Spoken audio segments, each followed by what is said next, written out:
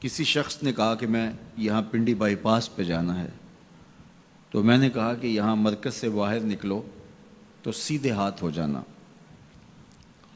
وہاں آگے main road آ جائے گا تو اس سے دائیں ہو جانا، کچھ فاصلہ کاٹو گے تو آگے بائی پاس ہوگا۔ تو یہ ہے ارات الطریق، راستہ دکھلانا، اس کی رہنمائی کرنا۔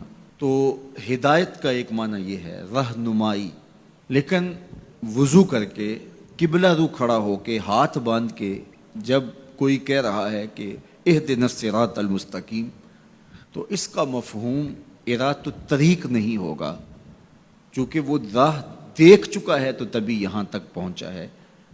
اب اس کا دوسرا معنی ہوگا ایصال الی المطلوب، مطلوب تک پہنچنا۔ اور وہ کیسے ہے کہ کسی نے کہا کہ میں نے بائی پاس پہ جانا ہے اور آگے میں نے شہر کی طرف جانا ہے، تو میں نے اس کو کہا یہاں سے نکلو، دائیں ہو جاؤ، پھر جو ہے وہ پھر دائیں ہو جانا، پھر بائیں جانب کی ڈائریکشن لینا، پھر آگے چلے جانا تو شہر آ جائے گا۔ تو اس کو تھوڑا سا فرق لگ گیا، تو وہ شہر جانے کی بجائے وہ گجرانوالہ کینٹ پہنچ جائے گا۔ ارات الطریق میں بھٹکنے کے امکان موجود ہیں، اور اگر کوئی راستے میں بھٹکانے والا کھڑا بھی ہو، ٹریفک پولیس کا وارڈن راستے میں کھڑا ہو اور اس نے وردی وہی پہنی ہوئی ہو، تو وہ کہے کہ نہیں تم ادھر جاؤ، تو گو میں نے راستہ دکھا دیا، لیکن وہ شخص اس شخص سے دھوکہ کھا جائے گا کہ یار یہ ٹریفک پولیس کی وردی میں ہے تو یہ تو غلط نہیں بتا رہا، تو وہ اس کو کسی اور سمت گھما کے پہنچا دے گا۔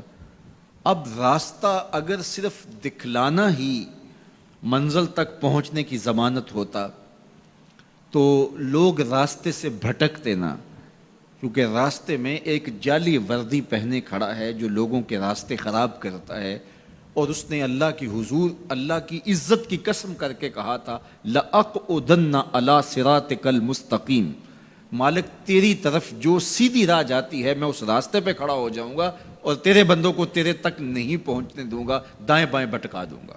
تو ارات الطریق میں بھٹکنے کے امکان موجود ہیں۔ اور دوسرا ہے ایصال الی المطلوب، آپ نے کہا کہ میں نے شہر جانا ہے، مجھے راستہ بتاؤ، میں نے آپ کا بازو پکڑا، آپ کو ساتھ لیا اور شہر پہنچا کر کہا کہ یہ تمہاری منزل ہے، تو اس کو کہتے ہیں ایصال الی المطلوب، مقصود تک، منزل تک، مطلوب تک پہنچا دینا۔ تو اہدنا الصراط المستقیم میں بندہ اللہ سے منزل تک پہنچنے کا مطالبہ کرتا ہے، راستہ دیکھ چکا ہے لیکن پھر بھی کہتا ہے مالک میں چلوں گا تو شیطان راستے میں کھڑا ہے، میری راہ مار دے گا، تو کرم کر، دستے کرم بڑھا اور مجھے منزل تک پہنچا دے۔ اور جب وہ دستے کرم اور رحمت برا ہاتھ دیتا ہے تو پھر منزل تک پہنچنے میں دیر نہیں لگتی۔ از خود کوئی جتنا مرضی سفر کرے منزل نصیب نہیں ہو سکتی جب تک اس کی کرم نوازی نہ ہو۔ بہلول دانا دریائے دجلہ کے کنارے پہ گھوم رہا تھا کہ ہارون الرشید نے کہا کہ اس کو میرے تک پہنچایا جائے، تو اوپر والوں نے کمند نیچے پھینکی اور نیچے والے خدام نے اس کو پکڑ کے اس کمند میں بٹھایا اور ان اوپر والوں نے اوپر کھینچ لیا، تو 2 لمحوں کے بعد محل کی چھت پر بادشاہ کے سامنے تھا۔ تو بہلول کو ہارون الرشید نے پوچھا بہلول بتاؤ خدا تک کیسے پہنچے ہو؟ تو بہلول نے مسکرا کے کہا بادشاہ جیسے آپ تک پہنچا ہو۔